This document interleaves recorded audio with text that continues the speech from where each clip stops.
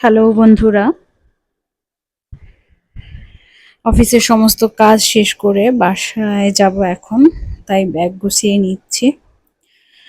আজকে অফিসে এসেছি সেই সকালবেলা। এখন খাতাপত্র সব গুছিয়ে নিচ্ছি, ব্যাগে ভরে নিচ্ছি। বাসায় যাব। মেয়েটা অপেক্ষা করতেছে, অনেক প্রতীক্ষা। স্ট্যান্ডটা এনেছিলাম ভিডিও করার জন্য, কিন্তু ভিডিও করার সময় হয়নি। চশমাটা গুছিয়ে নিচ্ছি। দেখতে পাচ্ছেন, জলের বোতল, একটু জল খেয়ে নিলাম, খুব জল তৃষ্ণা পেয়েছিল। আমি এখন সরাসরি বাসায় যাব না, ব্যাগটা গুছিয়ে নিলাম। আমি একটু বাইরে যাব কাজে। এই যে হচ্ছে অফিসের অবস্থা, অফিসটা অগোছালো করে রেখে গেলাম। সকালে এসে আবার ধকল যাবে এই অফিস গোছানোর ক্ষেত্রে। এই যে দেখতে পাচ্ছেন, আমি একটু যাব হচ্ছে আমার এই ব্যাগের মধ্যে কি আছে বলেন তো। এই ব্যাগের মধ্যে আছে হচ্ছে জুতা। আমি আজকে যাবো হচ্ছে আমার জুতাটা সেলাই করতে। জুতাটা ছিঁড়ে গেছে। হালকা গুড়ি গুড়ি বৃষ্টি পড়তেছিল, আশেপাশে খালি রিক্সা নাই, তাই দিলাম হাঁটা। সামনেই মোড়, মোড় থেকে হচ্ছে বাম দিকে নিউ মার্কেটে যাইতে হবে। যাই ওইখান থেকে জুতোটা সারাই করতে হবে। তো ওইখান থেকে জুতোটা সেলাই করব। জুতোটা অনেক শখ করে কিনেছিলাম, পছন্দের। কিন্তু 15-16 দিন পরার পরে যেহেতু অনেক বৃষ্টি নামতেছে, এখন কিছুদিন জুতোর আঠা খুলে গেছে, এজন্য জুতোটা সেলাই করতে হবে। আসলে মধ্যবিত্ত পরিবারের লোকজনের আসলে যা হয়। এই যে এখানে দেখতে পাচ্ছেন, প্রতিদিন হচ্ছে ভাজা পোড়া বিক্রি করা হয়। আজকে দোকানটা বন্ধ, আমি ভাবছিলাম ভাজা পোড়া খাবো।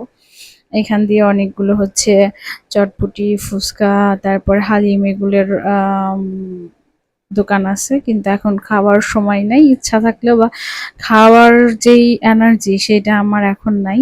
দ্রুত বাসায় যাব। বাসা মনে হইতেছে কি ডাকতেছে, হাঁটতেছি, এজন্য আসলে ক্যামেরাটা এরকম করতেছে।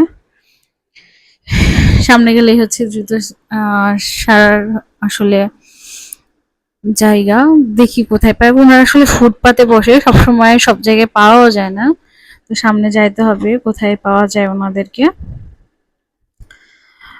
এই রাস্তাটাই, এই সন্ধ্যা, আধো আধো সন্ধ্যায় গোধূলি বেলায় হাঁটতে ভালোই লাগে। সারাদিন তো বসা ছিলাম, আমি পেয়ে গেলাম ওনাদেরকে। ওখানে ওনাদের কাছে সামনেই পেয়ে গেলাম। দূরে দেখতে পেলাম যে ওনারা আসে। জুতোটা এখন একটু সেলাই করতে দিব। রাস্তাটা খুব সুন্দর লাগতেছিল, কিন্তু মানে অনেক ট্রাফিক জ্যাম থাকায় আমি ক্যামেরাটা ঠিক মতো আসলে ধরতে পারি নাই। এ বিষয়ে কি বলবো। কিন্তু হাঁটতে হাঁটতে চলে আসলাম তো জুতো সেলাই করা কাকার কাছে। আমার জুতোটা দিলাম। কাকা হচ্ছে অন্য একটা জুতো সেলাই করতেছিল, বললো যে আপনার কাজ থাকলে সেটা আসেন। আমার যেহেতু কোনো কাজ ছিল না, আমি দাঁড়াই ছিলাম আমার জুতো দিয়ে, যে কাকার হাতের এই বাচ্চার জুতোটা সেলাই করা হলে কাকা হচ্ছে আমার জুতোটা সেলাই করা দিয়ে হবে। এখানে দাঁড়ায় দাঁড়ায় ভাবতেছিলাম যে আসলে আমাদের বাবারা কত কষ্ট করে, আমাদের বাবার বয়সী লোকেরা সারাদিন। জুতো সেলাই করা কত কঠিন একটা কাজ, হ্যাঁ। সাথে সাথে একটা আর্টও। এখানে অনেকেই বসেছিল, ওনারা লাইন ধরে জুতা সেলাই করতেছিল। আমি কাকাকে পেয়ে, কাকাই যে এখন আমার জুতোটা ধরছে, আমার জুতোটা সেলাই করতেছে।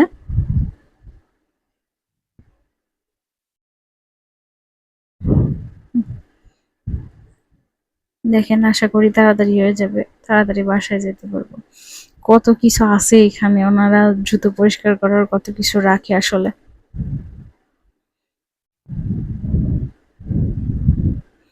এখানে পাশেও এক কাকা বসে আছে, তারপরেও আর একজন হচ্ছে ছাতা ঠিক করতেছে, একজন জুতা পালিশ করতেছে, আর একজন জুতা সারতেছে। দেখেন, এই নিউ মার্কেটের এই সময়ের মোড়টা কত সুন্দর লাগতেছে, অনেক মানুষ এই সময়। এই মোড়ে দাঁড়ায় আমি আবার অন্যদিকে মনোযোগী না হয়ে কাকার জুতো সেলাই দেখতেছিলাম।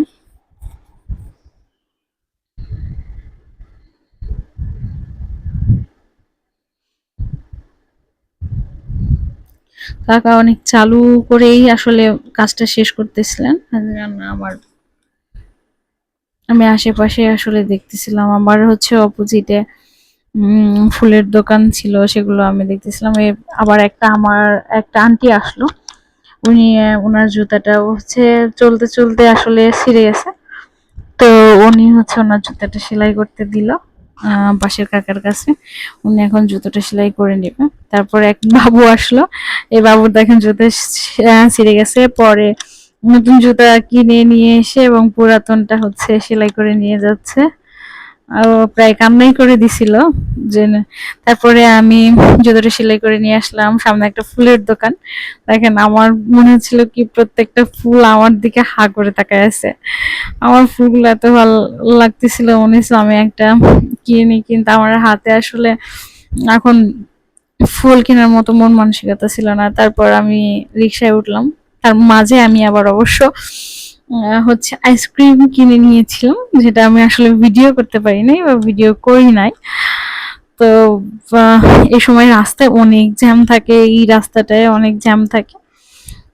তো আমি আসলে আইসক্রিমটা নিয়ে ভাবছিলাম যে এখন খাবো এই রাস্তায় রিক্সায় বসে, হালকা হালকা ঠান্ডা বাতাস, একটু ঝিরিঝিরি বৃষ্টি ভালোই লাগতেছিল, নাকি আবার হচ্ছে বাসায় গিয়ে খাবো। এটা ভাবতে ভাবতে আশেপাশে সব দেখতেছিলাম, ভালোই লাগতেছিল। এই শোরুমটা আমার অনেক পছন্দের। এই ছোট আইসক্রিমটা নিয়ে অনেকক্ষণ গবেষণা করার পর ভাবতেছি যে এখন খাবো না বাসায় গিয়ে খাবো, এই রিক্সায় বসে খাবো কিনা। দেন হচ্ছে রিক্সাওয়ালা মাম্মা জিজ্ঞেস করতেছিল যে আপনি খাইলে এখনই খান, রিক্সায় বসে সমস্যা নেই। বললাম না মোমো চলেন, সমস্যা নেই, বাসায় গিয়েই খাবো। আমি যে চলে আসতেছি বাসায়, আমার বাসা বেশি দূর না রিক্সা থেকে। আমি আর বেশিক্ষণ লাগবে না আমার, আমি হয়তো বা নেমে যাবো রিক্সা থেকে। আল্লাহ হাফেজ, টাটা।